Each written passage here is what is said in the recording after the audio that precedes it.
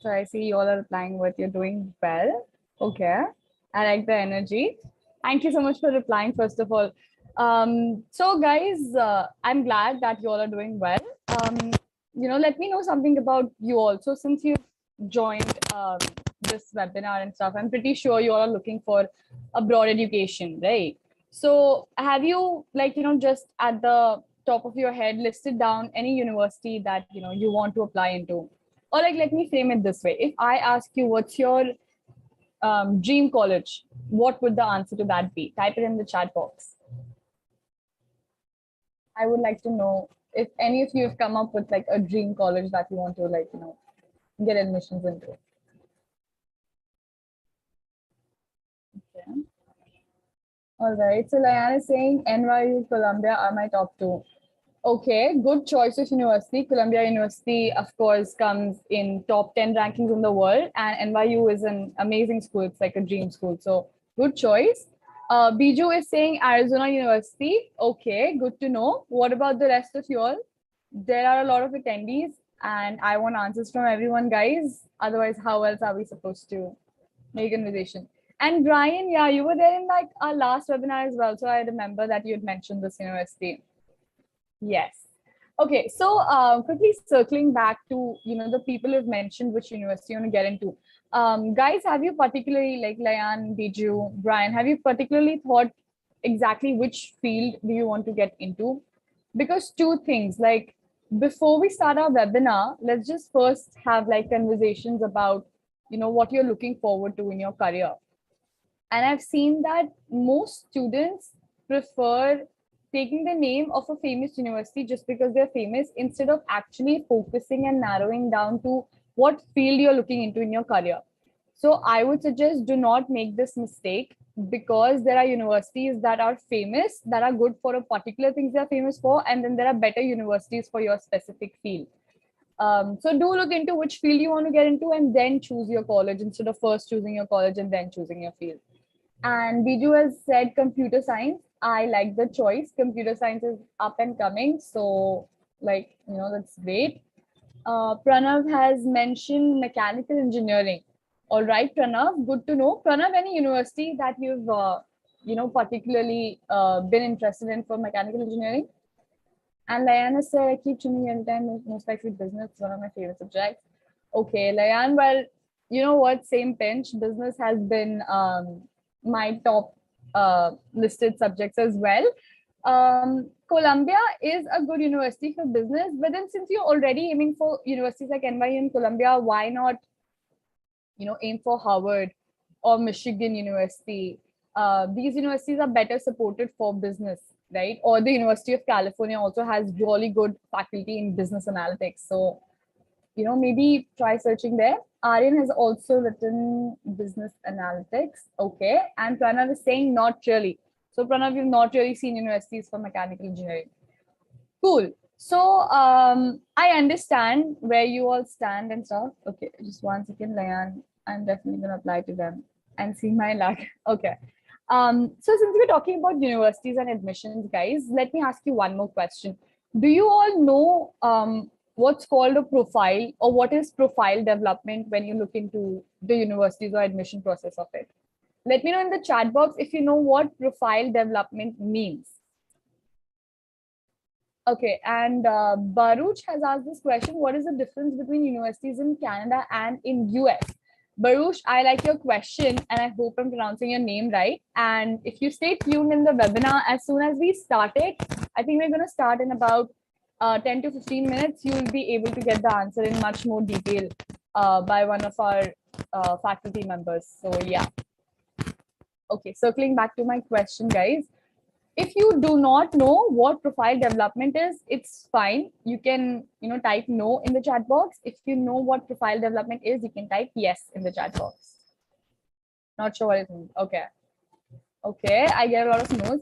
Okay, so just to like brief you all about it. So when you apply to an abroad university, academics is only 50% part of it, right? And the next 50% part depends on your extracurriculars. So basically, abroad universities look for students who have an overall profile. What I mean by profile development is that your SAT scores, or your ACT, IELTS, TOEFL, all of these entrance exam scores, as well as your scores in your high school and in your grades, they all matter, but up to like a 50% limit. You know, your GPA matters to 50%.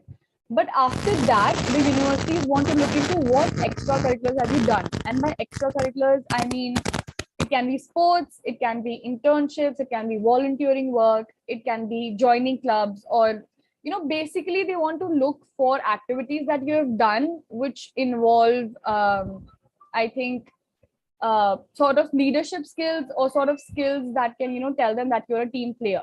So profile development basically means writing down everything you've achieved in your life, in your academic career, as well as in your extracurriculars. Also mentioning whether you've done much more than that, like taking online courses and stuff. So that basically is a part of profile development. And then there is a second thing called SOP. So it's basically writing essays about who you are. I'm pretty sure if you're looking into abroad universities, you all must research on what an SOP is. It's basically a brief about everything that your life holds. So yeah, that is profile development. That was just a brief. There's a lot of detail that goes into it. And I think in this webinar, a lot of it will get clear. But I hope I've at least given you an idea of it. Just type it in the chat box, yes, if I put my point forward to all of you, if you all have understood what I'm trying to say. Okay, thank you, Brian. What about the rest of you all? All right. So since we've, obviously, just 1 second. I think Mayank has joined. Hi, Mayank. Hi, Arienne. Everyone who's just joined right now, I say my hi to all of you and hope you all are doing well. So yeah, we just discussed profile development and what it entails. So now it's time that you all tell me, what if I ask you if there are any extracurriculars that you have done in your school that you would like to mention. Type it down in the chat box real quick. I would want to know more about you all.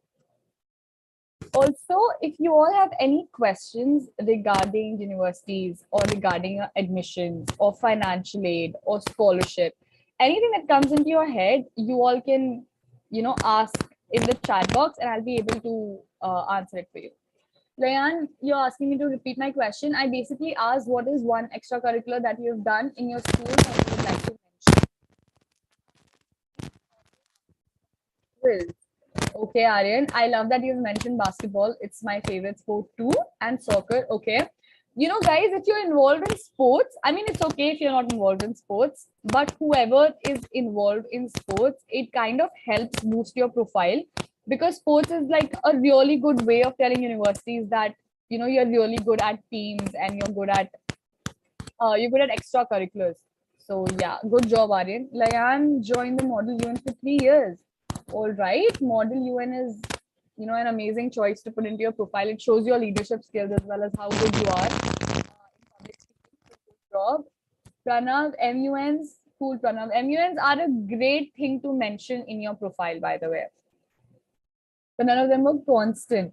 Okay. So Layan, thank you for putting this point forward, because I would like to clarify something to all of you. So when I talk about extracurriculars, it's not like it's your hobby or something that you do. They want to look at extracurriculars where you can provide certificates or certificate of achievement or certificate of participation, something that can prove that yes, you've dedicated your time in all of this. So I hope I got that right for you all. Biju is asking what is a good university in terms of tuition fee as well as the academics. Okay, so Biju, first and foremost,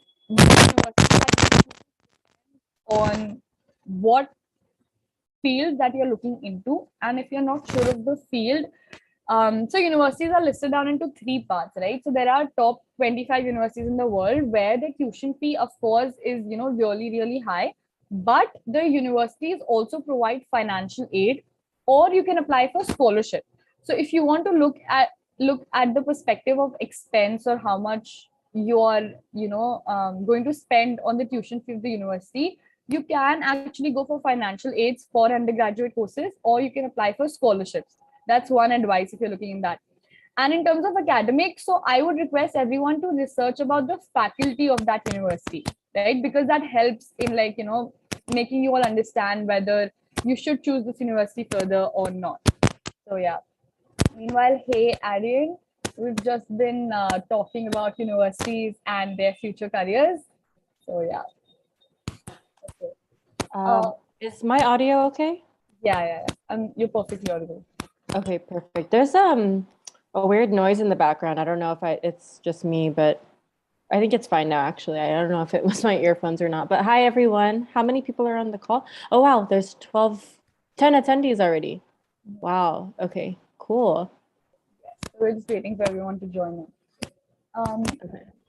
Biju, you're saying it is for me to some noise there. Okay. I think. Yeah, I do hear the noise. Yeah. I don't know if that's me. I don't think that's me, though. My side, everything is like closed. So yeah. Sorry for the inconvenience, guys. Okay, circling back to our conversations. So since Arienne is also here and we have around, I think, 12 minutes to start our webinar, if I'm not wrong, you all have any questions meanwhile that, pop up in your head about your universities or admissions, you all can go ahead and type in the chat box, guys. Ume, I think there's some noise coming from you. I don't know if it's yours, but there is some noise. Is it okay now? I've just muted myself. Just check if it's fine. Okay, I think the noise is gone now. But let me see what someone put a question here. Let me just see what it is. Yeah, he's basically asking you what type of financial aid do most universities provide and how can we apply? Right. Sure. Okay, so there's two types of financial packages. There's either federal financial aid or there's merit-based scholarships. So merit-based scholarships are scholarships that are awarded based on academic or extracurricular achievements. So for example, if you're skilled in sports or in, let's see, the arts or volunteer work like community service, you can get scholarships for that. And for merit-based scholarships, typically there's not a separate application process. When you submit your college applications, you're already automatically considered for these merit-based scholarships. However, some universities do have a separate application. So for example, Boston University, for the trustee scholarship, they require you to submit your application by a specific deadline, and they also require an additional essay as part of the scholarship application process. Same with U.S.A. So University of Southern California, that's in California, Los Angeles.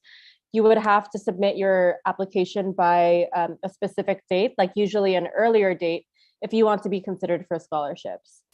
The other option, so aside from merit-based scholarships, there's also financial aid. However, I mean, there's international student financial aid, but there's also federal financial aid. The federal financial aid is only for US citizens and permanent residents. So international students wouldn't qualify for US federal financial aid because that's getting funded from the US government. What are the requirements to get into business analytics at a US university?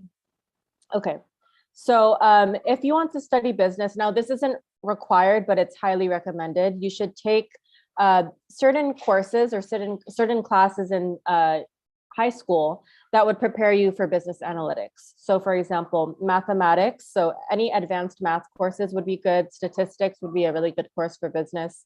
If your school offers business, that would be a really good option. Also economics would be a good option if you want to study business.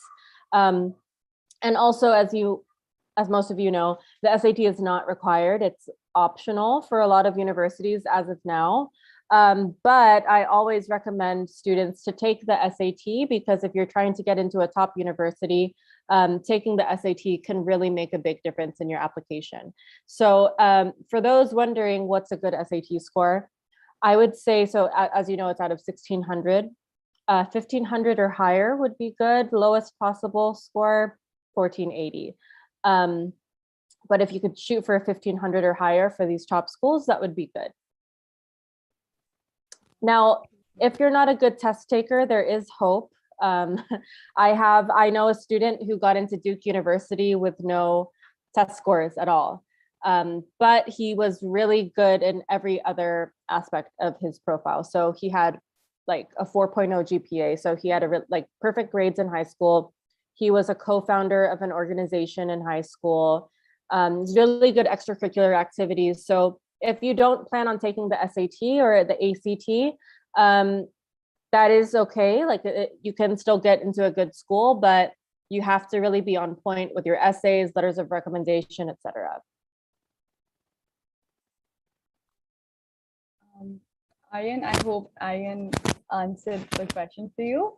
Is there any other question, guys, or we could directly start with the webinar if that's okay? Yeah. Arienne, could you like share the slides? So yeah, I'm about to share it right now. And I think we'll start in 7 minutes, actually. Yeah. Cool. Okay, guys, any further questions you all have regarding, universities or admissions? Go ahead and ask in the chat box. We'll wait for you all to type in.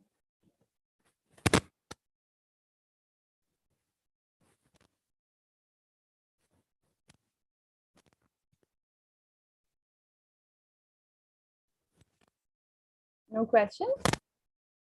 You all don't have any questions regarding, I mean, if I were in your position, I would have like a lot of questions right now.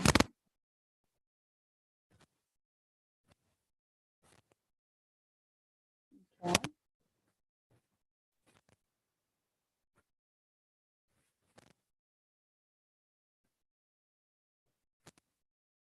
Okay, Layan, so we do realize that abroad education can be, on the expensive end of it, but then through, like how Arienne mentioned, through scholarships and through financial aid, you can get through to your tuition fees. I don't think it's something that to be like afraid of, but yeah, I mean, that does come in the perspective of, like whether I should be pursuing abroad education or not. But I feel like through financial aid, through your scholarships and stuff, you will get through it. So yeah, I don't think you need to be afraid of it though. I think this is a question better answered for Arienne. I will read it out to you, Arienne. Mayank is asking, for software engineering, which will be better, bachelor's of science or bachelor of applied science and computers? For software engineering, which bachelor's should he be choosing if you could guide him? Sure, let me just look at the chat. For software, which is your Bachelor of Applied Science and Computer Science? That's a good question.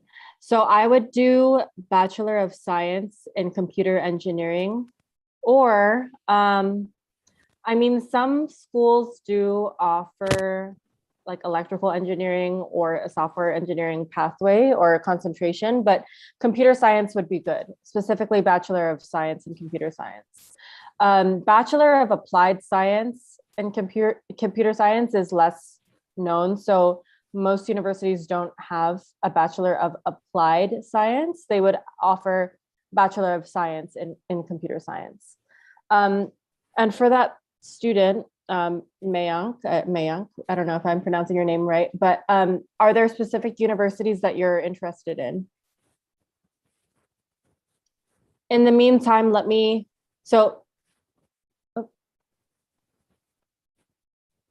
what is the minimum high school grades required to enter universities in the US?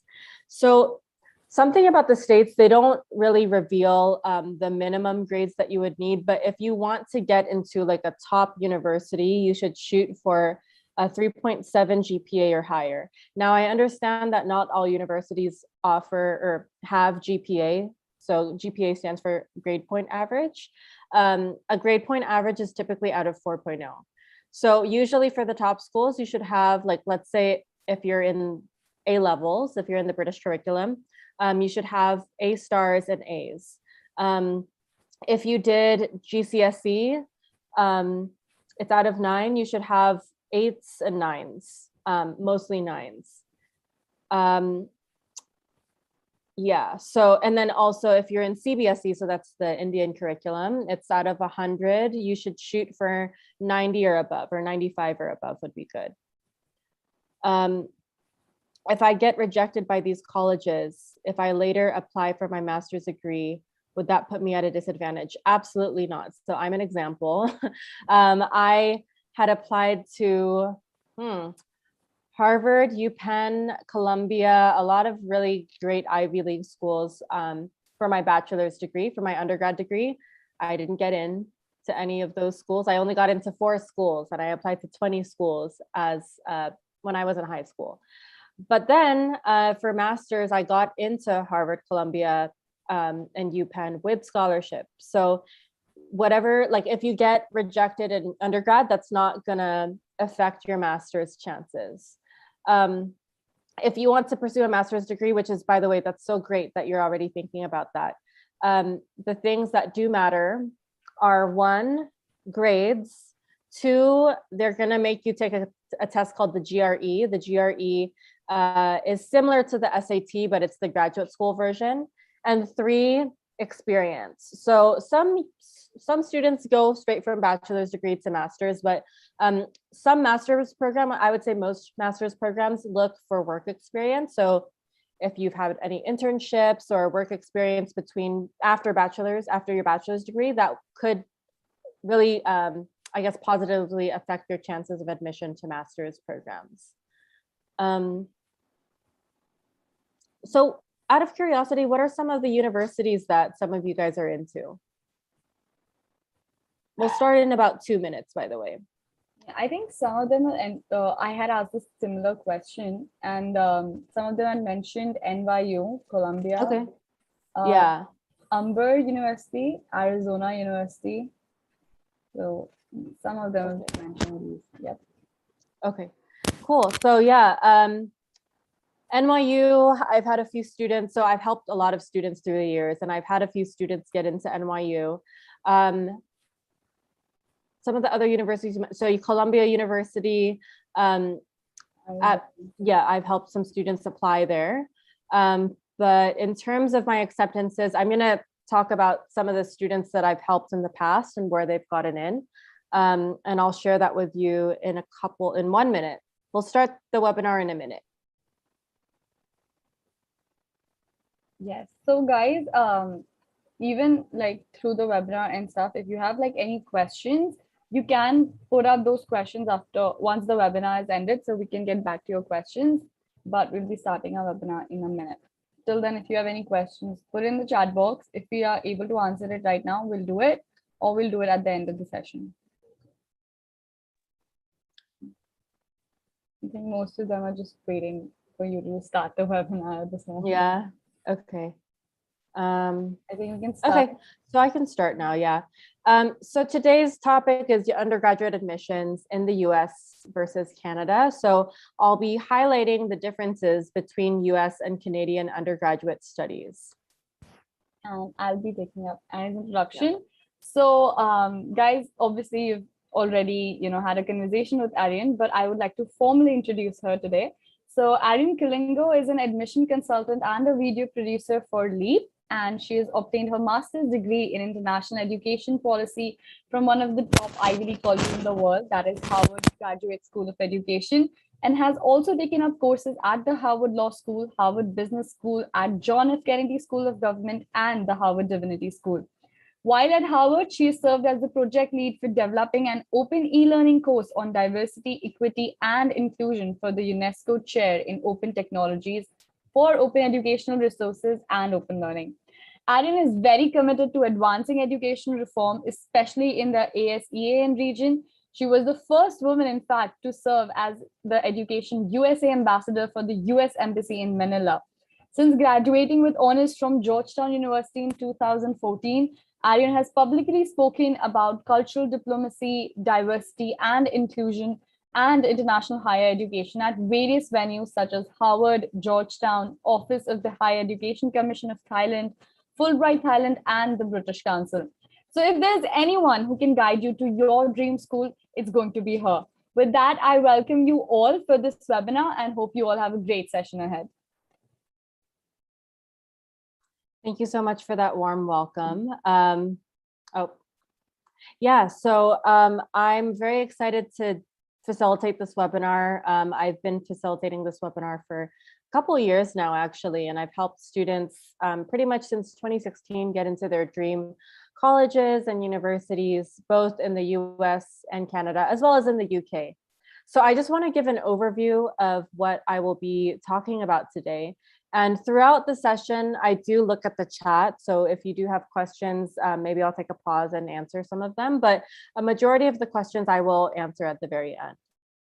So the very first part of this webinar, I will be talking about, I will be giving an overview of Canadian and US universities. In the second part, I'll be highlighting the differences between Canadian versus US undergraduate studies. Very briefly, I'll go over the application essays. So the Canadian application essays are a bit different from the US application essays. And then finally, there's the Q&A section. So if you have any questions, again, please feel free to write them in the chat. I do peek at the chat every once in a while, and I'll try to answer all of your questions. Success stories. So I want to share with you guys some of the schools that my students, or former students rather, have gotten into. So out of curiosity, do any of you know which schools on here are in Canada? And if you do, can you put them in the chat?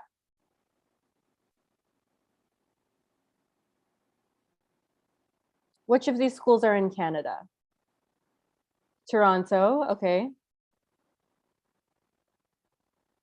Waterloo, okay.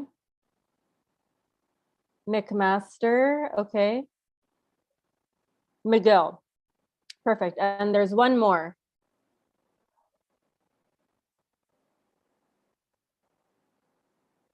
You have 1, 2, 3, 4. Oh, there's 2 more actually. So there's University of Alberta. So it's this one right here in between NYU and Waterloo. University of Alberta is in Canada.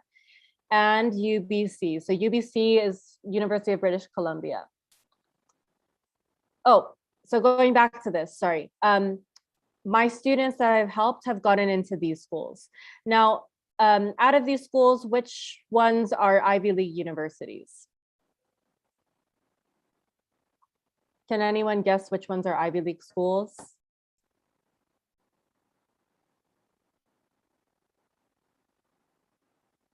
Not quite. So NYU is not so Penn and Yale, yes. NYU is a top university, but it's not an Ivy League university.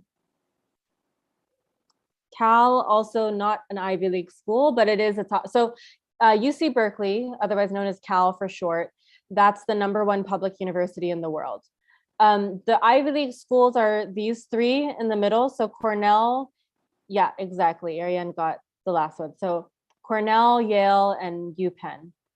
I've actually helped students get into these 3 schools. For Yale and UPenn, my students got their early decision, so it was quite an achievement when they got in. And then I got into these 3 schools, as I mentioned, and I got scholarships to all of these schools. So this is just a screenshot of my letter that I received from Harvard after I committed to the school. Okay, so let's go with this first part. When you think of Canada, what are some things that come to mind? These are some of the things that come to my mind when I think of Canada. So Justin Bieber, as you probably know, he's from Canada. I didn't know this, but one of the interns at Leap told me that Jim Carrey is apparently half Canadian, so he's from Canada as well. This place is the CN Tower. Have any of you guys seen the CN Tower before, like a picture of this tower on the right? Yes or no? Yes. Okay, so Brian says yes. If you can see this in the middle of it, it kind of looks like a hamburger. So this is actually an observation deck of the CN Tower, so you could get a really good view of Toronto. As all of you probably know, Toronto and Canada in general is very cold. So it's one of the coldest countries. I think it ties with Russia. And ice hockey, because it's so cold there, ice hockey is quite a popular sport in Canada. So here's an overview of Canada. The official languages are English and French. The population as of Sunday was 38,358,465. It's the second largest country in the world, but only 0.5% of the world's population live in Canada. The northern part of Canada is super cold with summer lasting less than 2 months. And the major cities in Canada are Toronto, Montreal, and Vancouver. So usually when I help students, when they want to apply to Canada, I usually recommend that they apply to Toronto or Vancouver.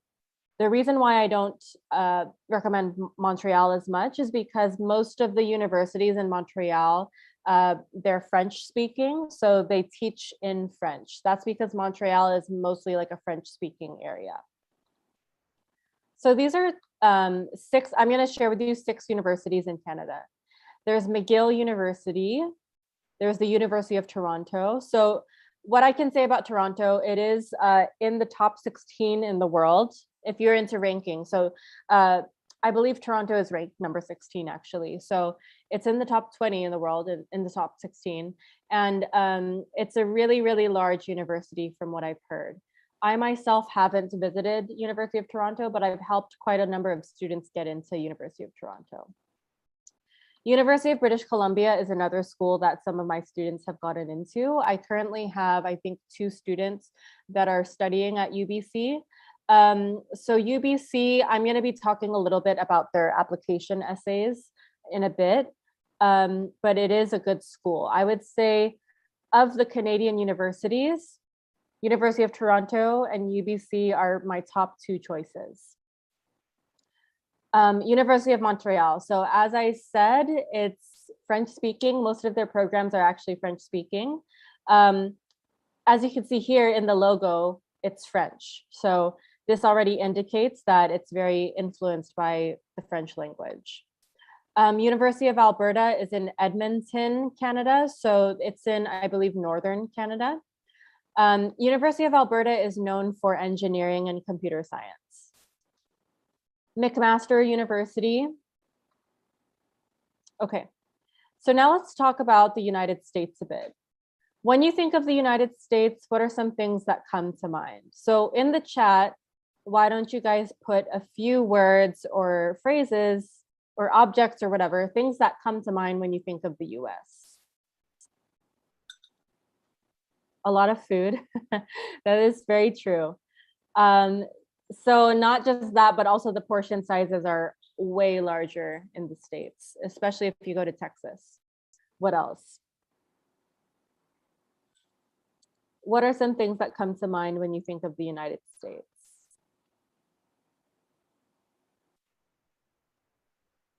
Freedom, it's a large country. Anti-vaxxers, that is very true. There's a lot of people who don't want to wear masks or get the vaccine. Great, so those are all very true. These are some things that come to my mind when I think of the US. So, good opportunities. Yes, Biju, you're very correct. Ikanch said the US dream. That is very correct as well. So Stanford University, I'm sure most of you, if not all of you, have heard of this school. So Stanford is one of the top universities, not just in the States, but in the world. If you're into computer science, I highly recommend, considering Stanford. It is very hard to get into, but Stanford is very good for computer science, especially because they're very tech focused, I would say, because of its location. So Northern California, Silicon Valley in general, there's so many tech startups there and tech companies. So the Facebook headquarters is located in Northern California. Same with Yahoo headquarters. Yeah. So Hollywood, that's in Southern California, that's in LA. NBA is very popular in the US, so basketball, as I mentioned, Google. Okay, so Google headquarters are also located in Northern California, so close to Stanford. Can anyone guess what this university is? The picture on the right?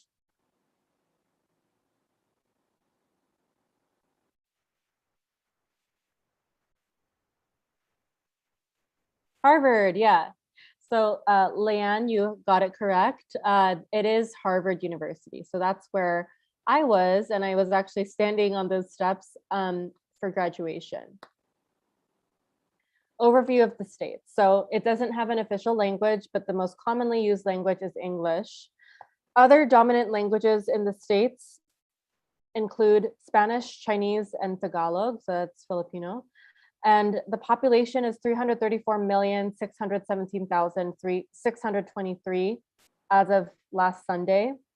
It has the largest economy in the world. The West Coast is warmer than the East Coast, but the East Coast experiences extreme cold weather during the winter. So just for reference, West Coast is like where California is, and East Coast is where New York is. So East Coast is colder, West Coast is not as cold as the East Coast. Major cities in the US include New York, Los Angeles, and Chicago. These are 6 schools in the US. So there's Princeton University. If you're into economics or public policy, so public policy like government, for example, Princeton is a good choice. Columbia University. I think Ume mentioned that Columbia was a top choice for some of you. So Columbia is an Ivy League school, and it's in New York City. Harvard University, that's where I went. So Harvard, one of the top universities, and there's also MIT. So MIT and Harvard are actually quite close to each other. There's a river, I forgot the name of the river, but I think it's like Charles something. It kind of separates Harvard and MIT. So if you cross that river, you're already at MIT. MIT, as most of you probably know, it's good for like STEM subjects, so computer science, etc. Yale University, that's actually Harvard's rival. So Yale has a really good law school. I believe it's #1, actually. It's ranked #1, their law school. Stanford, I talked about. So Stanford is located in California. So let's highlight some differences. Now I want to focus specifically on undergraduate studies at both Canadian universities and US universities. So in Canada, let's talk about the application components. Canadian universities, when they're looking at admissions, they focus mostly on grades. So your acceptance will be determined mostly on your grades. Admissions decisions, as mentioned, they're almost entirely based on your grade point average, or GPA. Now, if your school doesn't have a GPA system, the Canadian universities have a way of calculating what your GPA is based off of your transcript. So based off of your grade report, they will translate whatever grades you have or whatever percentage you have into a GPA. There is actually no standard way of, there's no one way of translating or converting your grades into GPA. Every single university has their own system. United States, so in the States, they also consider non-academic factors such as essays, letters of recommendation, extracurricular activities, and other supplementary material. So what you'll find is in Canada, a lot of schools don't actually ask for essays. I mean, there are some essays for some particular programs in Canada, which I will talk about in a bit, but for the most part, I would say Canadian universities focus on grades. Similarly, Canadian universities don't really emphasize extracurricular activities. However, US universities really do look at what activities you do outside of school. Factors such as volunteer work, so community service, internships, clubs, sports, as well as honors and awards are used to make admissions decisions in order to ensure that the student will fit in with their campus culture. This is for the US.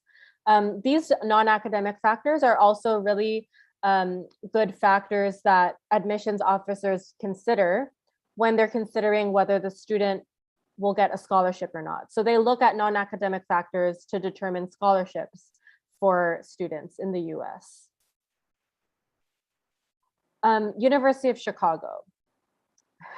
So let's talk about campus culture. So the University of Chicago unofficial motto is "Where fun goes to die." So again, this is the unofficial motto, but I have quite a couple of friends as well as students who have gotten into University of Chicago as well as who have attended U Chicago. And usually they say it's where fun goes to die. This is because most of the students are very, very, very studious, and a lot of them spend a majority of their time in the library. U.S.C. is quite different. So U.S.C., their campus culture, they really have a balance of both academics and extracurriculars. So U.S.C. is a really big sports school, particularly in American football, as well as in basketball, but mostly in American football. So they're really into traditions. They're also really, they have really great academics as well, but they also prioritize sports and extracurricular activities. Standardized testing. In Canada, not all universities require the SAT. In fact, very few have it as a mandatory requirement. The States is different. So the States, so actually since the pandemic, a lot of universities have become test optional. However, the SAT, I have a prediction that the SAT will become a requirement again.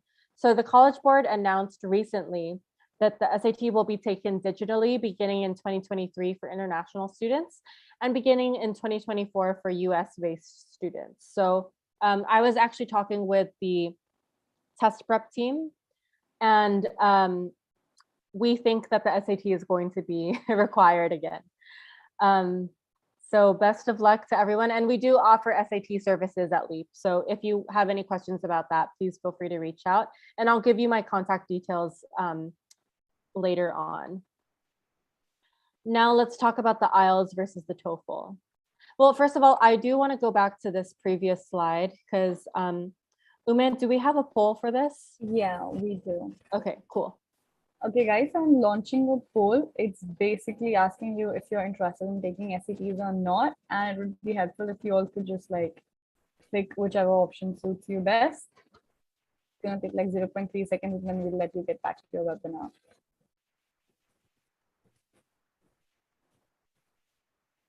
Yeah, I think most of them have answered.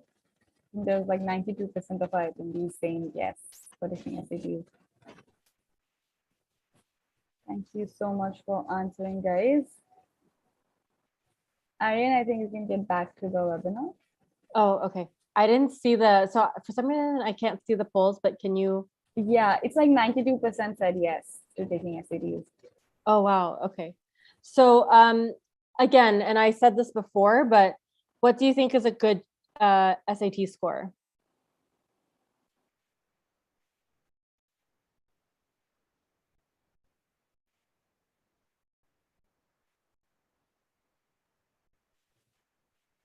Okay, I see answers in the chat box. Okay, exactly. So how many of you have actually taken the SAT?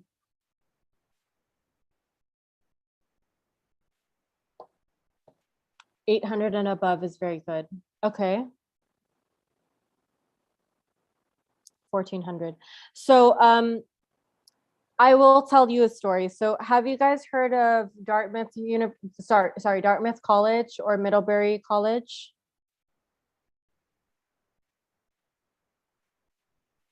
Yes. Okay. So Dartmouth College is an Ivy League school, and Middlebury is known for languages, foreign languages. So I have had 2 students get in with a 1350. So I think it also depends on your school and your region. So the way that admissions officers evaluate applications is they actually compare you to other students within your region. So within your school, as well as within schools that are near your school. So the students who got in with a 1350, these students are actually from countries that are not as popular. So one of the girls was from Palestine, and she was able to get in because not a lot of Palestinian students applied to Middlebury. And she had a 1350 only. So a 1350, if I were to think about it, it's actually not that good of a score, but because of her profile and because of the, I guess, her region where she's from, that also affected, you know, her admissions chances.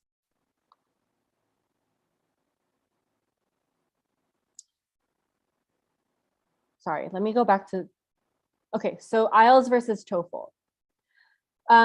Do you guys know what the IELTS and the TOEFL are?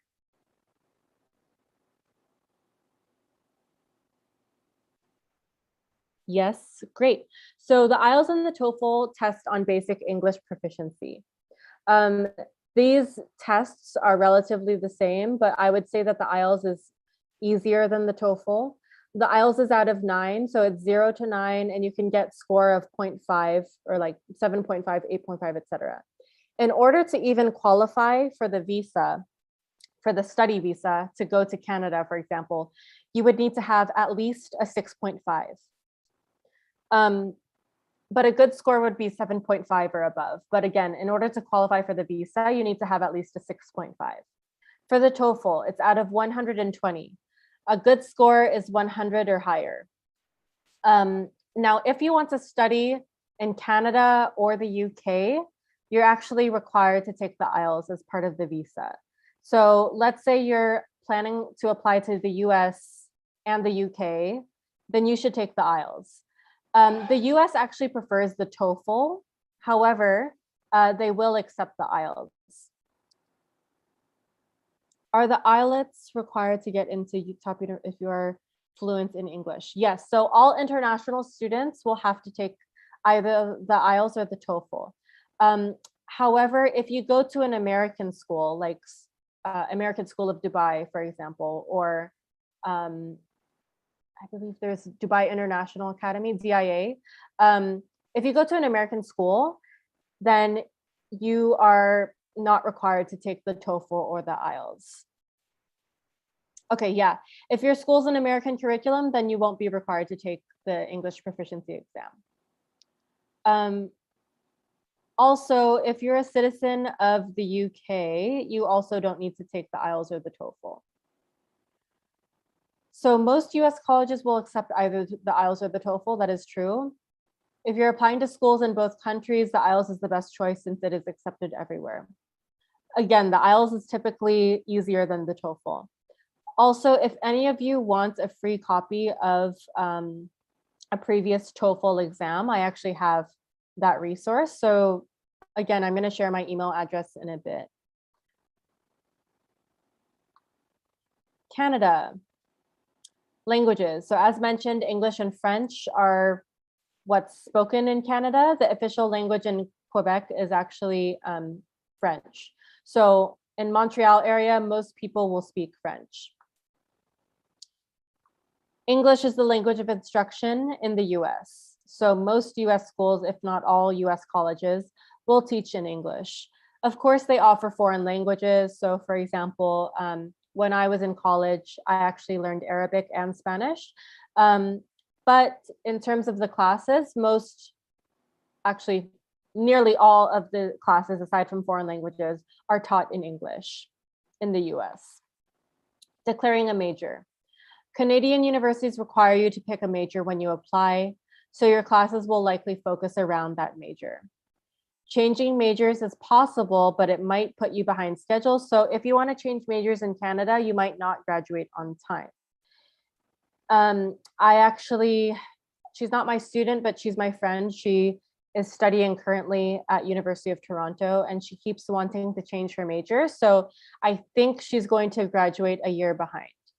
So if you want to apply to Canada, it's best to know exactly what you want to major in already. The US is very different. In the States, most colleges allow students to wait until the end of their second year of college before they declare a major. Of course, you can declare a major on your applications. So in your college applications, you can already declare and decide a major, but a lot of US colleges actually allow you to apply undecided or undeclared.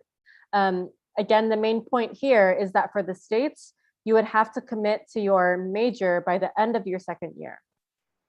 This means that you have more flexibility to explore classes and subjects to decide which ones interest you the most. So typically, let's say you don't know what you want to study yet, like let's say you want to go in undeclared or undecided, or you want to switch your major, you have until the end of your second year. Typically in the first 2 years at US colleges, you're taking, what's it called? The core classes. So these are general education requirements. Does anyone know what general education requirements are in the chat?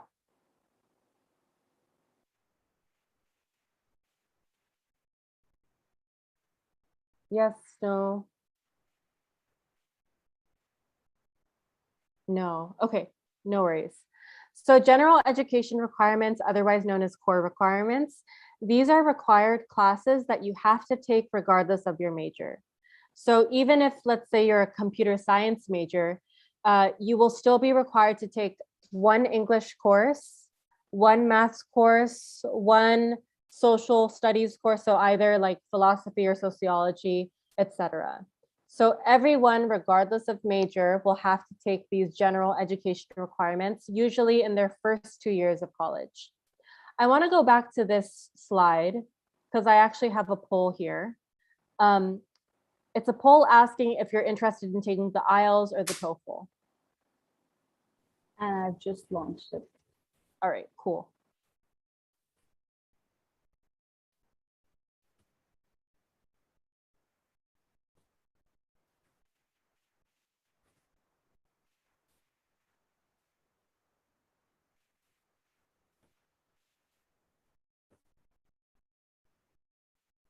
Okay, so like most of our attendees are preferring to take IELTS than TOEFL.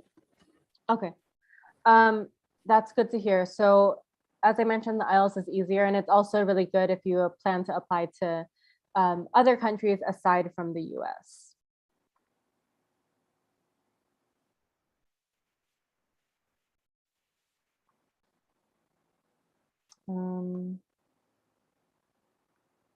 Okay. So university options. In Canada, there are fewer universities to choose from than in the States. So in Canada, there's 97 universities in total.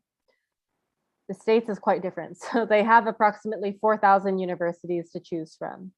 And in the States, there's public versus private schools. So public universities in the US are typically less expensive. So they're typically cheaper than private universities. However, public universities, even though they're cheaper, they're less likely to offer scholarships to international students. If you're looking for a scholarship, you're probably going to get it from a private university in the States.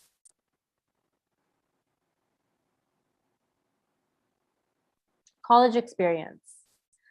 The college experience in Canada is quite different than in the States. So in Canada, they really do prioritize independent exploration and independent learning. Whereas the States, you have that full college experience. So what I mean by college experience, for example, I'm going to give an example about dormitories. Typically in the US, you are required to live on campus in a college dorm your first year of college. They do this in order for you to make friends and make connections with other students. In Canada, they don't really have that requirement. You can live off campus all 4 years if you want.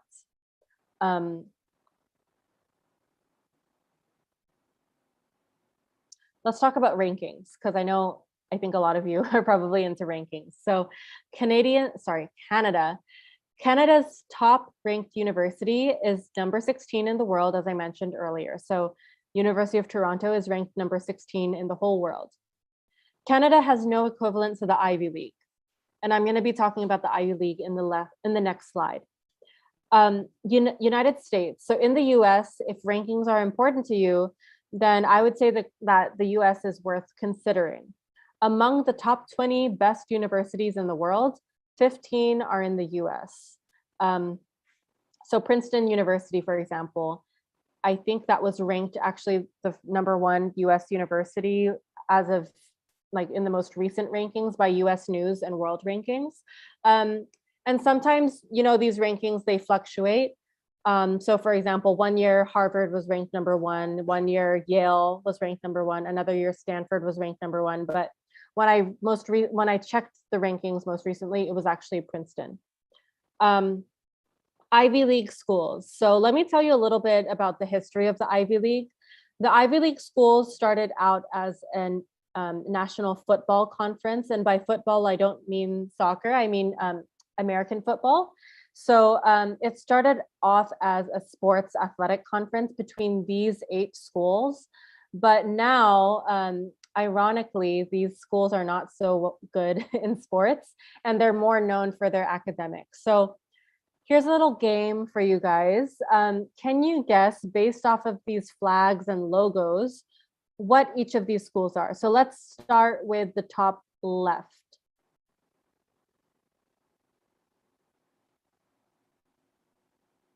Or actually, just to, I guess, make it easier, why don't you guys name the different Ivy League schools?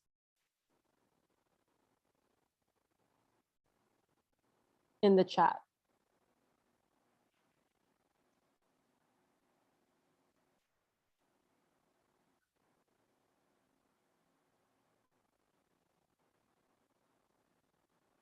Any guesses? Okay. The orange one is Princeton. That is correct. So Leon got that right. So this one right here is Princeton.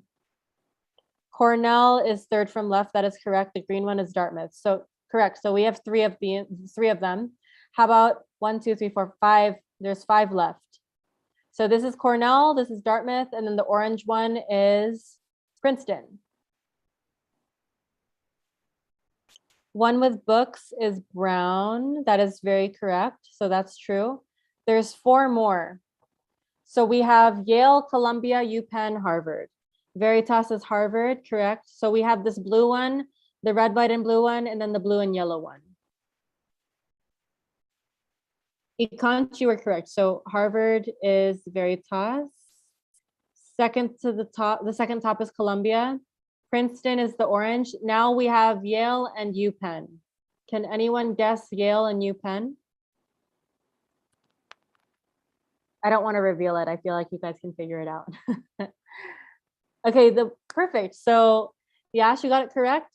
Yale is with the blue and yellow and white, so the bottom right, and then UPenn is the remaining one. So the red, white, and blue one next to Harvard and Princeton is UPenn. Now let's talk about total cost of attendance. So this is one of the most frequently asked questions that I always get from students and parents.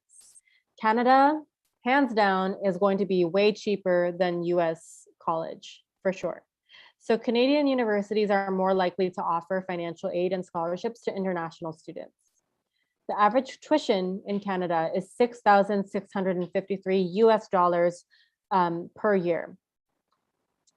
The States is quite different, and more expensive. So college in the States is much pricier than Canada. So the average tuition is $35,676 US for a private university in the US. So that's quite expensive if you're comparing $6,653 US versus $35,676 US. And again, Canada is more likely to give scholarships and financial aid to international students. The US does, I'm not going to discount the US. They do give scholarships to international students as well, but I would say that Canada is much more welcoming to international students when it comes to cost. Okay, good question. So what about public universities? So public universities in the States, it can range. So sometimes it's $30,000 US, $30,000 US per year. And it also depends on the school. So I'm specifically thinking about the UC's, University of California system. Yes, so this was a source that I got that, but again, this is US dollars.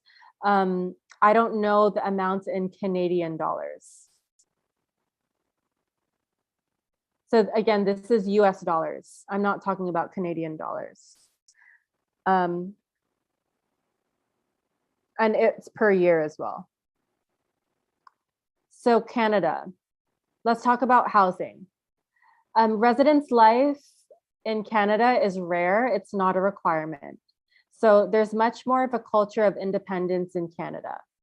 In the States, many universities require students to live on campus in a dorm during their first year of college. That is true. So dormitories, living in a dorm, living on campus is much more common in the States, whereas in Canada, many students just have to find their own housing and it's usually off campus. Application deadlines. In Canada, you have to apply as soon as the applications are available online. So typically the application process comes later than in the States. Deadlines vary by institution, but are typically, as I mentioned, they're later than the States and usually on a rolling basis. In the chat, can you guys tell me what I mean by rolling basis? Do you guys know what I mean by rolling basis? So what does rolling basis mean? Does anyone know? Okay, so rolling basis means first come, first serve. So the earlier you apply, the better. Yes, exactly. So Biju got it. First come, first serve. The earlier you apply, the better. The sooner you'll get your answer, which could be as soon as 4 to 6 weeks after submitting your application. The earlier you apply, that doesn't mean that you're going to get in right away. It means that your application will be evaluated earlier. If you apply later, for example, so if you wait a long time to apply to Canadian schools, their seats might already fill up. So it's better to apply earlier for Canada. The US deadlines vary by institution, but they're generally earlier than Canada, and most have specific deadlines, including those for early action and early decision. Do you guys know the difference between early action and early decision?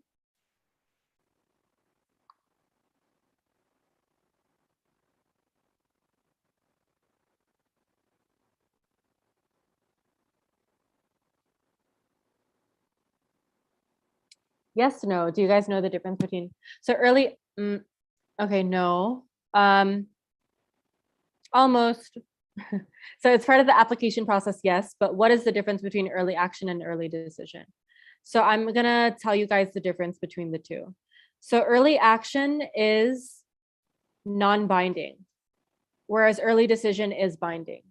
With early decision, you can only apply to one university with the early decision option.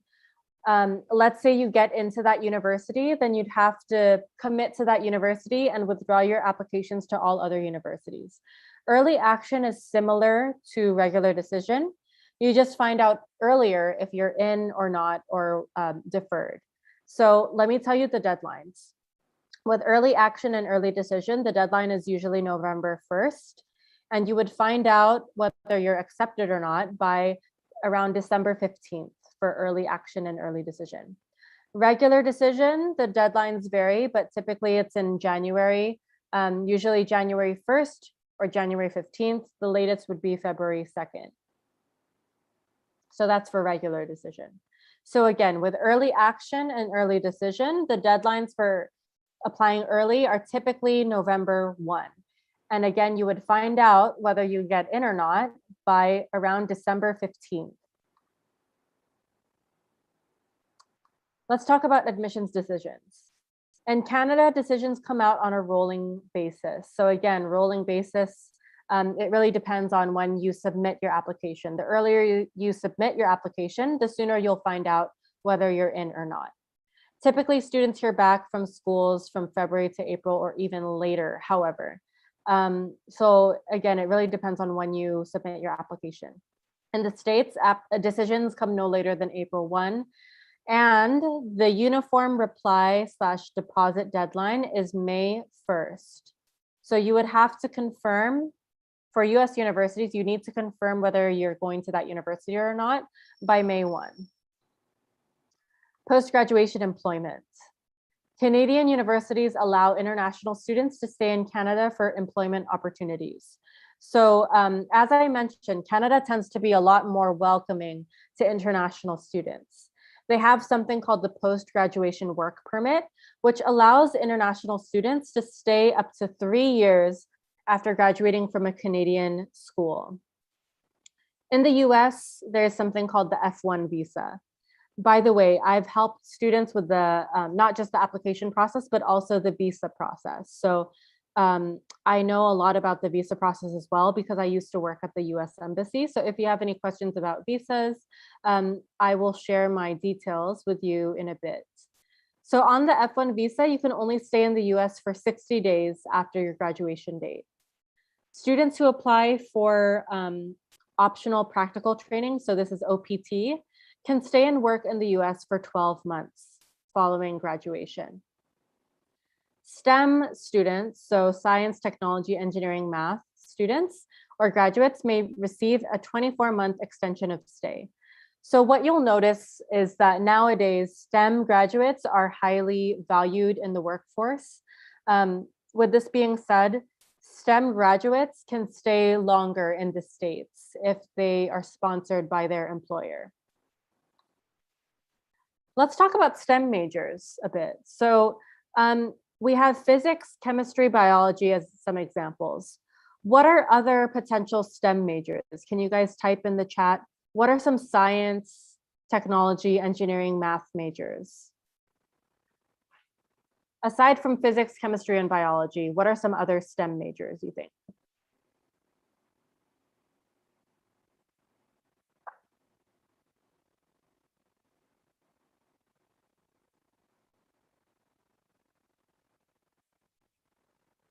Any guesses? Computer science, artificial intelligence, correct? So Rohan, you're correct. Computer science. Ikanch said artificial intelligence. Any engineering, very correct. So Sandeep, you're correct. Robotics, data science, all of these answers are correct. I will also say, so astronomy is another one. Economics, a lot of people wouldn't say that this is STEM related, but a lot of universities actually consider this STEM because economics and econometrics especially, it involves statistics. I put this picture here in the top left because nutritional sciences is another example of a STEM major.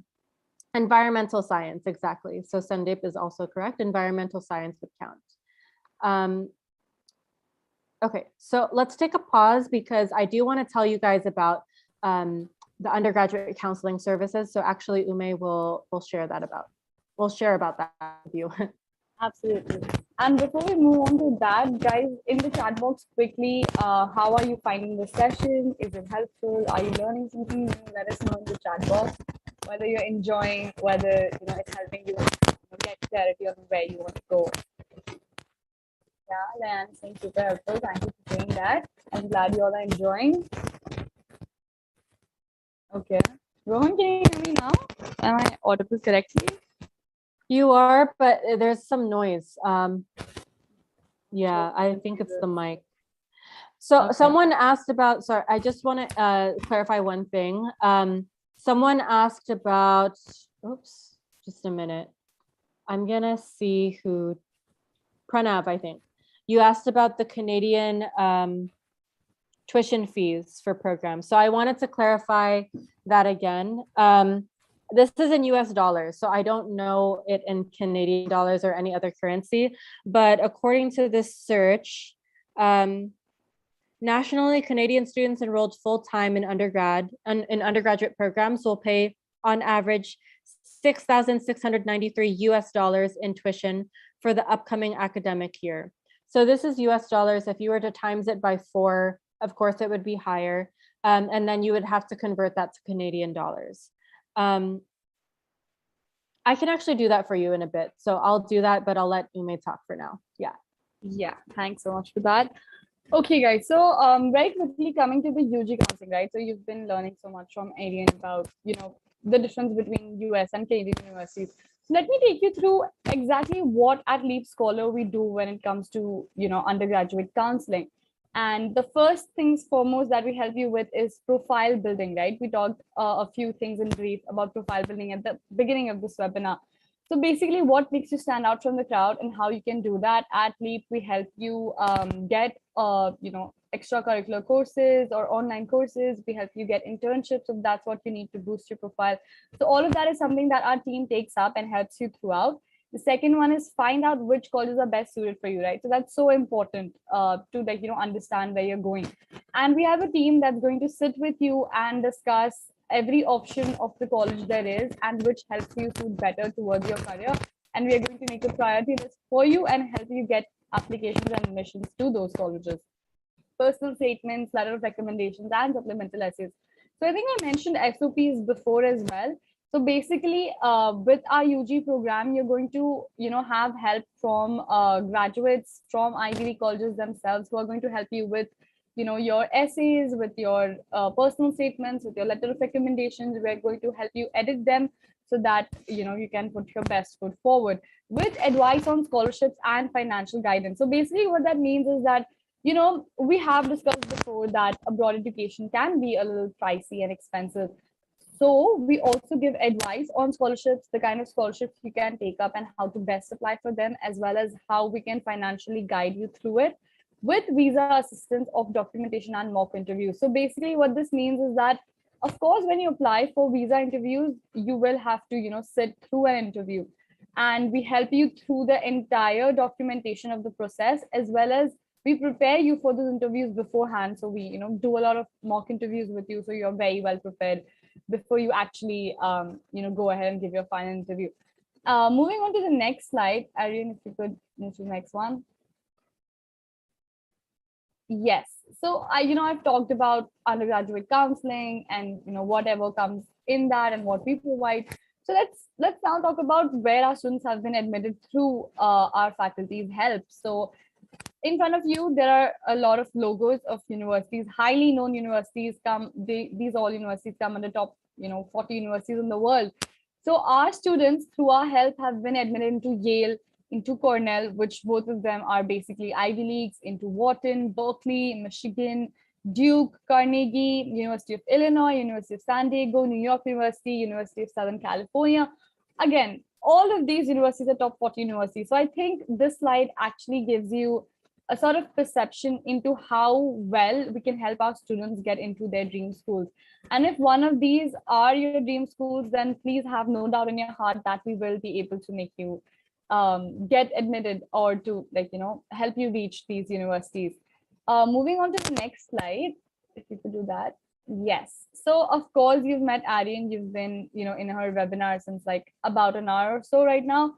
So Arienne, of course, has been graduated from Harvard and from Georgetown, and she is one of one of the counselors in our team who's going to help you or guide you towards your dream school. And very quickly, to sum all of the UG counseling up, there is a poll that I would like to launch. It's basically asking you if you would be interested in taking up counseling from us, or will help you better. Also, coming to the next slide, which is basically discussing pricing of our mentorship program. So basically, we have 3 mentorship programs. Each of these 3 listed, you can see the price listed here. IB advising program is specifically for those students who are actually serious and dedicated towards getting into an Ivy League college, which again is super difficult. But we have an IB advising program for that specifically. We have a global advising and elite advising program. Both of them entails everything that I've just mentioned in the previous slide about our UG counseling programs. So I think that sums up the counseling part of it. And I would really request you all to give your answers in the poll. It's hardly going to take about like a second to click on your answers, and then I'll let you get back to your webinar. All right, so I think most of you all have answered. Some of you all have left, only like 2 of you all are left to answer. It would be great if you all could type in. 10 seconds more and we'll get back to the webinar. All right, thank you so much for answering, guys. I think we can go back to the webinar. Over to you, Arienne. You're on mute, so we can't hear you. All right, cool. So I'm just going to talk a little bit about, again, the tuition in Canada. So I was looking at UBC. So this is not per year. This is in total. It would be 44,091 Canadian dollars. So if I were to convert that to US dollars, that's 34,340. So that's in total. And again, so I'm going to also mention, so as I said earlier, it's 6,693 US dollars per year. When I times that by 4, that's 26,772 US dollars. So then when I convert that to Canadian dollars, I know that's a huge process. It's approximately 34,373. So that would be, I guess, the tuition for covering all 4 years. As I mentioned, Canadian tuition is a lot cheaper than US tuition. Now I want to talk about the essays in Canada. So as I discussed earlier, not all universities require essays. However, some programs do. So for example, I had a student, she's currently at University of Toronto right now for computer science. She had quite a number of essays to do, even though she was a computer science student, so not even like writing or English, she still had to write some essays as part of the application process. UBC, University of British Columbia, regardless of major, they usually ask these two questions. So the first is a very personal question. Tell us about who you are. How would your family, friends, and or members of your community describe you? If possible, please include something about yourself that you're most proud of and why. So here, the maximum is 250 words. Something that I'm going to tell you about applications. Word count matters. Usually you cannot submit your application if it's past the word count. So even if it's 251 words, for example, it won't even let you submit the application. You have to get it to 250 words or lower. And you want to get it as close to 250 as possible. So typically, when I work with students, I usually get their essays to either 250 words exact or to 249 words. What is important to you and why is another sample question that the University of British Columbia asks in their essays. U.S. application essays. Have you guys heard of the Common Application, or the Common App for short? Yes or no? Who has heard of the Common App? No. Okay. Has anyone heard of the Common App? Yes. Yes. Yep. Okay.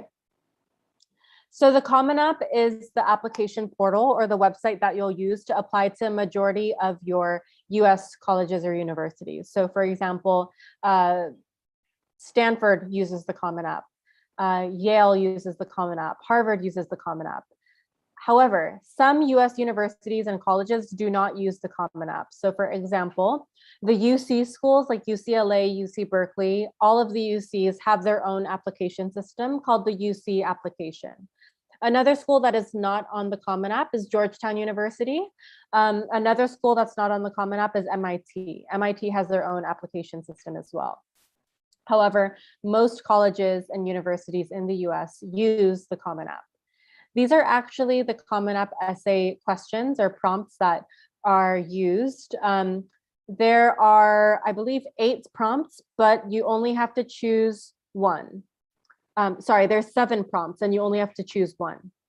So here they are. The first one, I'm not going to read all of them. I'll just briefly talk about each one. So the first one is about a background, identity, or interest or talent that you have that you'd like to share to your admissions officer. So my students who got into UPenn and Yale, they chose this first question. I would say that this first question is the most common among students. The second question is talking about a particular challenge, setback, or failure you faced and how you learned and grew from that. The third question is reflecting on a time that you questioned or challenged a belief or idea. This third question is it's not really popular among applicants. And I would say that it's the hardest question. So if you can tackle this, I salute you because it's a very tough one to do. The fourth one is new. So this fourth question here is talking about gratitude. So how has something that someone has done for you affected or motivated you? This was written during the pandemic. So during the COVID pandemic, this fourth prompt was written. Yes, so to answer the question in the chat, are these the topics to the essay writing for the top colleges? Yes. So for the top colleges in the US, most of them actually, not MIT, because MIT has their own application system, but for the colleges that use the Common App, these are the essays that you get to choose from, or the essay questions. Again, you don't have to answer all of them, you just have to choose one. Discuss an accomplishment, event, or realization that sparked a period of personal growth for you. So aside from the first essay prompts that I highlighted about background, identity, and interest, this particular prompt about personal growth is another popular prompt. I would say it's even between the background prompt versus this one. They're both very popular. The next prompt is describe a topic, idea, or concept that you find so engaging, and why does it captivate you? The last one, share an essay on any topic of your choice. Usually, my teammates, my colleagues, and I discourage students from choosing this last question. The reason is that many students who use this question, they just choose a random essay that they wrote for school a long time ago, and they use it for this prompt. I highly discourage you from doing that. For your college essays, you really do need to write a whole completely new essay. You cannot recycle something that you wrote for school. Okay, aside from the personal statement, so what I just shared was the common application personal statement. These are the essay prompts for that. Aside from that, you have supplemental essays. So supplemental essays are university-specific questions. And usually for the top universities in the US, they ask a lot of essays from you. So for example, Stanford, one year they had like 13 essays, but some of them were only 50-word essays, like very small essays. Yale has 7 essays. U.S.A. has around 13 to 14 essays. Harvard, I believe, has 3 essays. And the number of essays, they vary per year. Some universities do not have supplemental essay requirements. So for example, Northeastern University does not require any supplemental essays. Biju, okay. Thank you for joining the webinar. Thank you for joining. So to go on with this, these are some sample essay prompts or questions from some top universities. So UPenn, you have just finished your 300-page autobiography. Please submit page 217. So it's very random, and you have to be very creative for US prompts, for US essays. University of Chicago, find X. You can interpret this as you wish.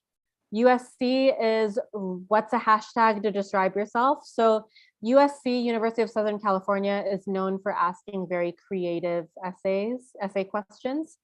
Wake Forest University, they ask, give us your top 10 list. So you can give your top 10 list of books that you like, or top 10 list of artists that you like musicians that you like. One person who got admitted, she talked about her top 10 list of K-pop artists like Blackpink, etc. UC Berkeley, if any of these 3 inanimate objects could talk, how would your room, computer, or car describe you? Again, very creative. Emory University, always, every year they ask this question. So if you could witness a historic event firsthand, what would it be and why?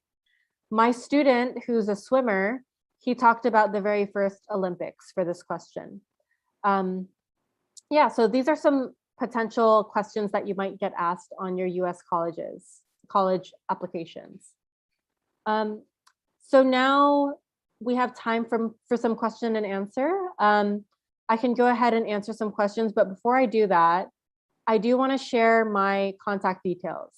So if you would like a recording of this, I don't give the slides, but I can give a recording, a Zoom recording. Please email me at arienne.kalingo@leapfinance.com. Also, I offer free demo sessions, so free one-on-one demo sessions. If you want to have that free counseling session with me, it's about 30 minutes long. And during that session, we can talk about 1, your academics, 2, extracurricular activities. So I can recommend some internships to you, some virtual internships and online courses as well.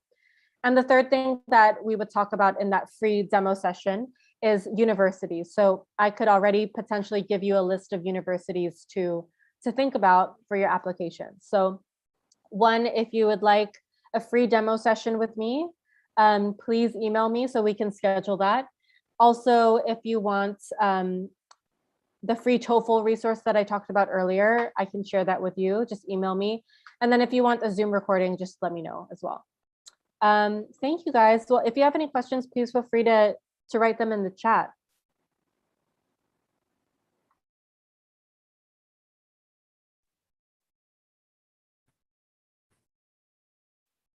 We'll give you all, I think about 10 seconds to type your question in the chat box, and we can take up any of the ones that you want.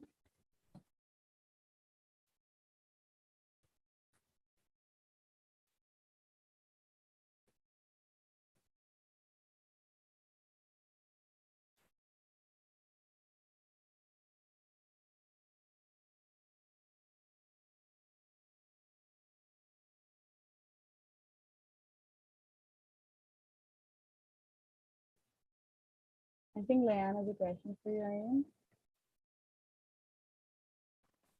Arienne. Yeah, so thank you so much, very informative. We'll get back to you. Thank you so much. So Leanne, I see your question about tuition for top colleges. Let me verify the tuition specifically for Harvard. So by the way, if you guys want to know the total cost of attendance for a school, what you would Google or what you would look up is the name of the university and then total cost of attendance. Usually you would get a breakdown of the total cost of attendance for that. So let me look specifically for, actually, let me look at Yale's. So Yale total cost of attendance.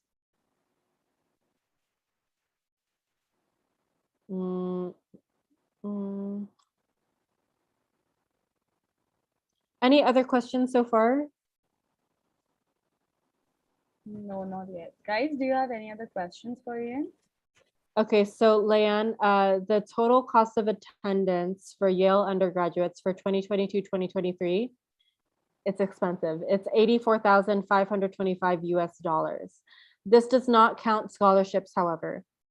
So guys, even if the tuition is, or the total cost of attendance is very, very high for these schools, oftentimes they give out really good scholarships to students based off of your extracurricular or academic achievements.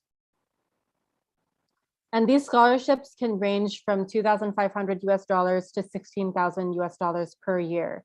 It really depends on your profile.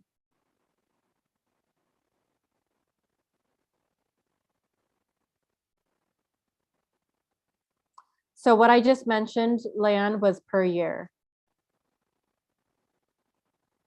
This is for the 2022-2023 academic year. So what I read from the website for Yale was the 2022-2023 estimated cost of attendance for Yale undergraduates. Do you guys have any other questions?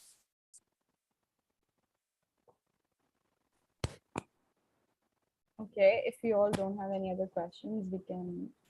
Oh, we have one last question. Go ahead. Okay.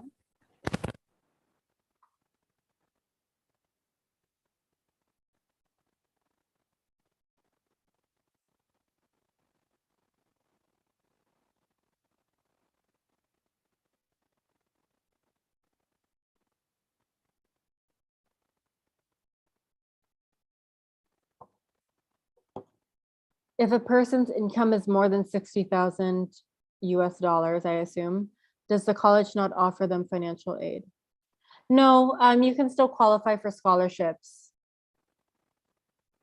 So with merit-based scholarships, for example, they don't consider your financial situation.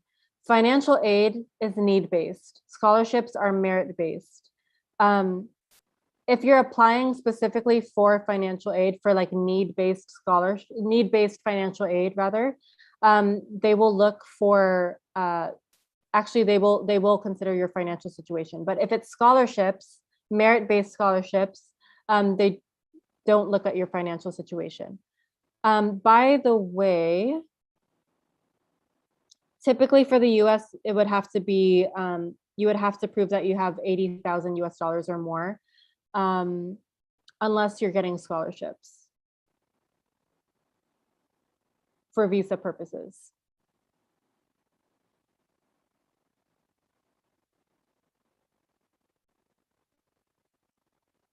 Thanks, guys. Thank you for joining. Next week, we're going to have another webinar on like a specific roadmap for U.S. undergraduate admissions. So I'm going to talk about specific things you should do in grade 10, grade 11, and grade 12. Also, again, if you want that free demo session, please email me. and we can set one up for next week. Thanks, guys. All right. So I think this is the end of the webinar. Thank you so much for joining in, and please keep taking care of yourselves, everyone, and have a great evening ahead.